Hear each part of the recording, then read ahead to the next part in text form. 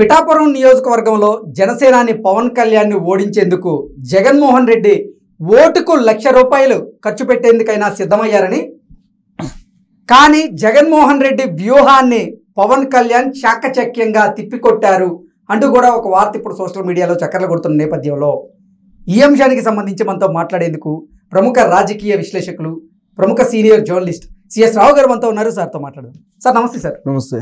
Sir, జనసేనాని Pawan Kalyan Pithapuram assembly స్థానం నుంచి పోటీ చేస్తారని ప్రకటించిన నేపథ్యంలో ఎట్టి పరిస్థితుల్లో జనసేనాని ఆ స్థానంలో ఓడించేందుకు జగన్మోహన్ రెడ్డి ఒక వ్యూహం రచించాడని, ఆ వ్యూహం ప్రకారంగా ఓటుకి ₹1,00,000 ఇచ్చేదానికైనా సరే జగన్మోహన్ రెడ్డి సిద్ధమయ్యారని, అది గ్రహించినటువంటి పవన్ కళ్యాణ్ జగన్మోహన్ రెడ్డి వ్యూహాన్ని చాకచక్యంగా తిప్పికొట్టడానికి సిద్ధమయ్యారు అంటూ కూడా ఒక వార్త ఇప్పుడు సోషల్ మీడియాలో చక్కర్లు కొడుతూ ఉంది.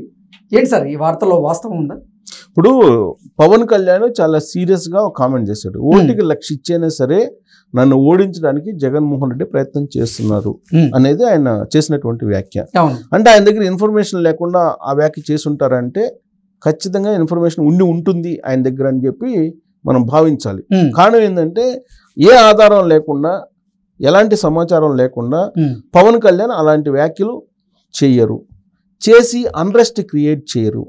ఆయన గతంలో కూడా అనేక సందర్భాల్లో ఏం చెప్పారు, నేను వారాహి యాత్ర చేసిన, పాదయాత్ర చేసిన, లేదా ఇంకొక మీటింగ్లు పెట్టినా అక్కడ ప్రజలు అన్రెస్ట్కి ఫీల్ అవుతారు, లా అండ్ ఆర్డర్ ప్రాబ్లం వస్తుంది, కాబట్టి నేను అలాంటి కార్యక్రమాలు నేను చేయను, సమస్య ఏదైనా ఉంటే దాన్ని ఏ విధంగా పరిష్కరించాలి అనేది నేను ఆలోచిస్తాను, జన సైనికులు ఆ ప్రాంతాల్లో ఉంటారు కాబట్టి వాళ్ళు వచ్చి ఆ బాధితులు ఎవరైతే ఉంటారో వాళ్ళని పరామర్శించి వాళ్ళకి న్యాయం చేసే ప్రయత్నం చేస్తారని చెప్పారు. అంటే ఇన్ఫర్మేషను ప్లస్ సామాజిక బాధ్యత, సామాజిక భద్రత గురించి ఆలోచిస్తూ ఉంటారు ఆయన. ఇన్ఫర్మేషన్ లేకుండా ఎలాంటిది మాట్లాడు ఆయనకు ఉన్నటువంటి ఇన్ఫర్మేషన్ ప్రకారం ఓటుకి 1,00,000 ఇచ్చినా సరే జగన్మోహన్ రెడ్డి తనను ఓడించాలనేటువంటి ప్రయత్నం చేస్తున్నారు. మీరు 1,00,000 ఇచ్చినా ఎంత ఇచ్చినా కానీ ఓటు మాత్రం పవన్ కళ్యాణ్కి వేయండి, జనసేనకి వేయండి అని చెప్పి ఆయన చెప్తూ ఉన్నారు. ఒకవేళ కనుక మీరు ఆ 1,00,000కు ఆశపడి కనుక వేస్తే రాష్ట్రాన్ని దోపిడీ చేస్తారు, ఇప్పటికే దోపిడీ చేశారు, రాష్ట్రాన్ని దోపిడీ చేయడానికి మీరు అంగీకరించినట్టు అవుతుంది, మీరు ఆలోచించుకోండి అని చెప్తూ 1,00,000 ఓట్ల మెజారిటీతోటి మీరు గెలిపించాలి అనేటువంటి ఒక స్లోగన్ని, ఒక పిలుపుని ఇచ్చాడు పవన్ కళ్యాణ్. సో 1,00,000 ఇచ్చైనా సరే ఓటుకి ఓడించాలి అని చెప్పి ప్రయత్నం చేస్తున్నాడు అని అంటే ఏ స్థాయిలో పవన్ కళ్యాణ్ మీద వ్యూహాలు రచిస్తున్నాడు జగన్మోహన్ రెడ్డి అనేది చాలా క్లియర్గా అర్థమవుతుంది. వాస్తవంగా మొదటి నుంచి కూడా వ్యక్తిగతమైనటువంటి ఆరోపణలు, ప్రత్యారోపణలు, విమర్శలు అటు పవన్ కళ్యాణ్కి ఇటు జగన్మోహన్ రెడ్డికి మధ్య నడుస్తూ ఉన్నాయి. సరే, సర్వసాధారణంగా ఈ 40 సంవత్సరాలు పైగా చంద్రబాబు నాయుడు రాజకీయాల్లో ఉన్నారు కాబట్టి ఎలాగూ చంద్రబాబు నాయుడు మీద చేసేటువంటి విమర్శలు చేస్తూనే ఉంటారు.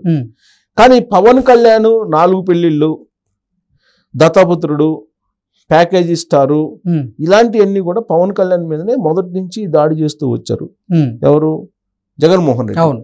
అది వ్యూహాత్మకమైనటువంటి దాడి. దానికి కారణం ఏంటంటే గురువు కేసీఆర్ నేర్పించినటువంటి విద్య అది అని చెప్పి అనుకోవచ్చు జగన్మోహన్ రెడ్డికి.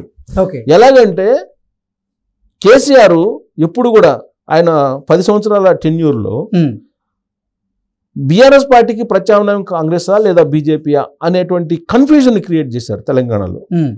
ఒకనొక సమయంలోనేమో కాంగ్రెస్ పార్టీ ప్రత్యామ్నాయం అనేటువంటి రీతిలో ఉండేది, మరికొన్ని సమయాల్లోనేమో కాదు బీజేపీ ప్రత్యామ్నాయం బీఆర్ఎస్ పార్టీకి అనేటువంటి రేంజ్లో ఇంపార్టెన్స్ కేసీఆర్ ఇచ్చేవాళ్ళు.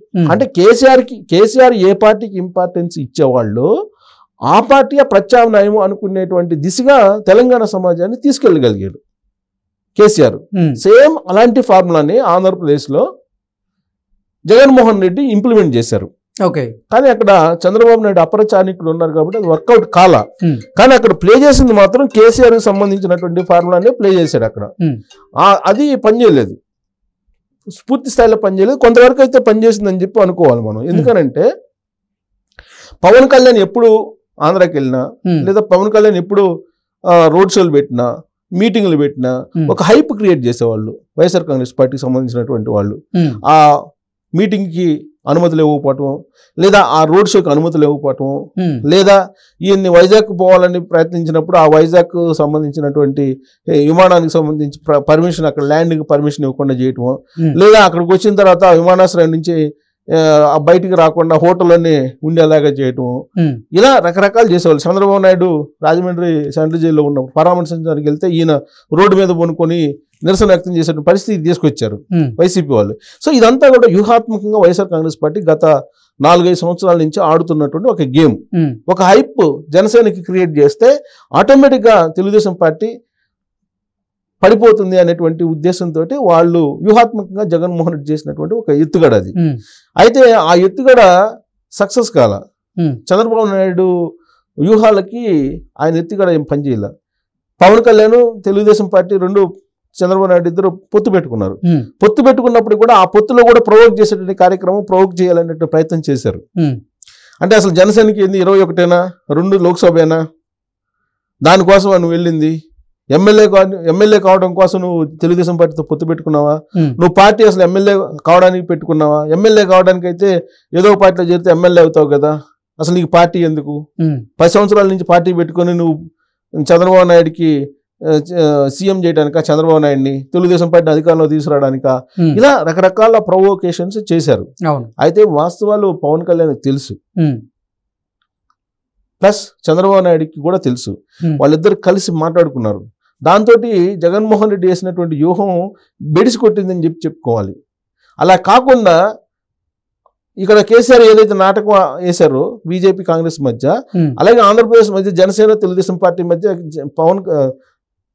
జగన్మోహన్ రెడ్డి ఆడినటువంటి గేమ్ కనుక సక్సెస్ అయినట్టయితే అసలు పొత్తు అనేది ఉండేది కాదు, కూటమి అనేది కూడా ఉండేది కాదు. సో అప్పుడు బెనిఫిట్ జగన్మోహన్ రెడ్డి పొందేవాళ్ళ లేదా అనేది తర్వాత సంగతి. కానీ ఒక హైప్ అయితే క్రియేట్ చేశాడు జనసేనకి. దాంతో జనసేనలో ఉండే జన సైనికులు కూడా చాలామంది, జనసేన పార్టీ లీడర్లు కూడా, మాది చాలా బలమైనటువంటి పార్టీ, మేము సింగిల్గా వచ్చినా మేము అధికారంలోకి రాగలము, సీట్ల షేరింగే కాదు పవర్ షేరింగ్ కూడా అనేటువంటి యాంగిల్లో వెళ్ళిపోయారు. అంటే జగన్మోహన్ రెడ్డి ట్రాప్లో పడిపోయారు వాళ్ళు. కానీ పవన్ కళ్యాణ్ పడలా. పవన్ కళ్యాణ్ తెలుసు వాస్తవం ఏంటనేది, తన బలం ఏంటో బలహీనతలు ఏంటో తెలుసు. అందుకే నాకు సీఎం పదవి అవసరం లేదు, నాకు అంత కెపాసిటీ లేదని చెప్పి ఆల్రెడీ చెప్పేశాడు ఆయన. నాకు టైం ఉంది, టైం వచ్చినప్పుడు చూసుకుంటాను, ఇప్పుడైతే నాకు అంత కెపాసిటీ లేదని చెప్పాడు. ప్లస్ ఇంకోటి ఏంటంటే ఆయన 21 అసెంబ్లీలకు పరిమితం అయ్యారు, 2 లోక్సభకు పరిమితం అయ్యారు. కారణం ఏంటంటే జగన్మోహన్ రెడ్డిని ఎట్టి పరిస్థితుల్లో గద్దె దించాలి అని. వ్యతిరేక ఓటు చీలనీయం చెప్తున్నా ఆయన. ప్లస్ జగన్మోహన్ రెడ్డి ఎత్తుగడలు వ్యూహాలు బాగా తెలిసినటువంటి లీడరు పవన్ కళ్యాణ్. చంద్రబాబు నాయుడుతో పాటు పవన్ కళ్యాణ్ కూడా తెలుసు, అవగాహన ఉంది. అందుకే వాళ్ళు చేసిన ప్రొవోకేషన్స్ కి ఏమాత్రం స్పందించకుండా వాళ్ళ వ్యూహం ప్రకారం వాళ్ళు వెళ్ళారు. సో దాంతో జగన్మోహన్ రెడ్డి వ్యూహం ఫలించలా. కానీ ఇప్పుడు పొత్తు రూపంలో పవన్ కళ్యాణ్ అసెంబ్లీలోకి అడుగు పెట్టబోతున్నాడు. 21 మంది ఎమ్మెల్యేలు పొత్తు రూపంలో పొత్తు పెట్టుకొని 21 చోట్ల పోటీ చేస్తున్నారు కాబట్టి అట్నుంచి కూడా బలమైనటువంటి ఫోర్స్ వచ్చేటువంటి అవకాశం ఉంది అసెంబ్లీలో. అసలు ప్రధాన ప్రతిపక్షంగా వస్తారేమో, అది కూడా ఉంది. ప్రధాన ప్రతిపక్షంగా అంటే నీకు ఒకవేళ రేపు కూటమిలో తెలుగుదేశం పార్టీకి సింగిల్ గానే ఫామ్ చేసే సంఖ్య వస్తుంది అనుకో, అప్పుడు ఒకవేళ కూటమి ఉన్నప్పుడు కూడా ప్రతిపక్ష హోదా వచ్చింది అనుకో, ప్రతిపక్ష హోదా వస్తుంది. అది జగన్మోహన్ రెడ్డి అసలు ఇప్పుడు వై నాట్ 160 అని వెళ్తున్నారు కదా, ఇది చంద్రబాబు నాయుడు క్యాబినెట్. ఇప్పుడు నీకు అక్కడ నీకు క్యాబినెట్ ర్యాంక్ కూడా రాదు ప్రతిపక్ష నేతగా ఉన్నప్పటికి కూడా జగన్మోహన్ రెడ్డికి. సో అలాంటి పరిస్థితి వస్తుందా? ప్రతిపక్షంగా ఒకవేళ ప్రతిపక్షంలో కూర్చుంటే జగన్మోహన్ రెడ్డి ఇంకో ప్రతిపక్షం కూడా ఉంటుంది కదా, అధికార కూటమి అయినప్పటికి కూడా విపక్షంగా అయితే ఉంటుంది కదా. సో అలాంటి పరిణామాలు వస్తాయా అనేటువంటి యాంగిల్లో ముందు నుంచి జాగ్రత్త పడుతున్నాడు జగన్మోహన్ రెడ్డి. ఎట్టి పరిస్థితుల్లో పవన్ కళ్యాణ్ని రానివ్వకూడదు. పవన్ కళ్యాణ్ వస్తే కనుక రాజకీయంగా బలపడితే కనుక ఎప్పటికైనా సరే వైఎస్ఆర్ కాంగ్రెస్ పార్టీకి థ్రెట్, జగన్మోహన్ రెడ్డికి థ్రెట్ రాజకీయంగా అనేటువంటిది బాగా ఉంది జగన్మోహన్ రెడ్డిలో. అందుకే జగన్మోహన్ రెడ్డి 1 లక్ష ఇచ్చి ఓటుకి ఖచ్చితంగా ఓడించే ప్రయత్నం చేస్తారు. ఆ వ్యూహాలకు మీరు పడద్దు అని చెప్పి ఒక పిలుపునిచ్చారు పవన్ కళ్యాణ్. సో పిఠాపురం వచ్చేటి ఫస్ట్ చాలా రకరకాల ప్రయోగాలు చేశారు. పిఠాపురంలో వైఎస్ఆర్ కాంగ్రెస్ పార్టీ ఫస్ట్ ముద్రగడ పద్మనాభాన్ని పెట్టాలని చూశారు. ముద్రగడ పద్మనాభం, హరిరామజోగి ఇద్దరు కూడా పవన్ కళ్యాణ్ బలహీనపరచాలని చూశారు. దాంట్లో భాగంగా వాళ్ళిద్దరిని వాడుకున్నారు జగన్మోహన్ రెడ్డి అనేది పవన్ కళ్యాణ్ తెలుసు. అందుకే వాళ్ళిద్దరిని దూరంగా పెట్టాడు పవన్ కళ్యాణ్. సో ఇప్పుడు ఆమెను పవన్ కళ్యాణ్ ఓడించడానికి ఐపాక్ ఇచ్చినటువంటి సర్వే ఏంటి, అక్కడ వంగా గీత కరెక్ట్ అని. సో వంగా గీత కాకినాడ ఎంపీగా చేశారు. అంతకుముందు తెలుగుదేశం పార్టీకి సంబంధించినటువంటి పరిచయాలు చాలా ఉన్నాయి ఆమెకి. అసలు ఆమె రాజకీయ నేపథ్యమే తెలుగుదేశం పార్టీ నుంచి, ఆ తర్వాత ప్రజారాజ్యం పార్టీ, ఆ తర్వాత ఆమె తర్వాత కాంగ్రెస్ నుంచి ఇటు వచ్చారనుకోండి వైఎస్ఆర్ కాంగ్రెస్ పార్టీలోకి. అంటే ఆమె తెలుగుదేశం పార్టీ క్యాడర్లో మంచి పరిచయాలు ఉన్నాయి. సో అది ఉపయోగపడుతుంది అనేటువంటి యాంగిల్లో వంగ గీతని పెట్టి ఎంతైనా ఖర్చు పెట్టి పవన్ కళ్యాణ్ ఓడించాలనే ప్రయత్నం చేస్తున్నారు. బహుశా సెకండ్ ఆప్షన్ ఏమైనా తీసుకుంటాడా పవన్ కళ్యాణ్ ఇలాంటి పరిస్థితుల్లో అని అంటే దానికి కూడా ఛాన్స్ లేకపోలేదని ఆయన మాటల్లో. ఎందుకంటే కాకినాడ ఎంపీగా పోటీ చేస్తానని కూడా కొంత పీలర్స్ వదిలేరు ఆయన. అధిష్టానం అమిత్ షా చెప్తే కాకినాడ ఎంపీగా కూడా పోటీ చేస్తాను, అప్పుడు ఉదయ్ పిఠాపురం నుంచి పోటీ చేస్తానన్నారు. బట్ పిఠాపురం నుంచి పోటీ చేస్తే ఇప్పుడు వర్మ అక్కడ బలమైనటువంటి తెలుగుదేశం పార్టీ లీడరు. అసలు ఆయన ఈ మధ్య కాలంలో కొంత అసంతృప్తి వ్యక్తం చేశాడు, దాన్ని సర్దుమణిగేలా చేశాడు. కానీ పొరపాటున ఏదైనా ఇబ్బంది కలుగుతుందా, అక్కడ ఉండేటువంటి రాజు సామాజిక వర్గం కానీ లేదా బీసీలు కానీ వీళ్ళేమైనా రివర్స్ అయ్యి ఓడించే ఒక అవకాశం ఉందా అనేది కూడా ఒకటి సేఫ్ సైడ్ చూస్తున్నారు.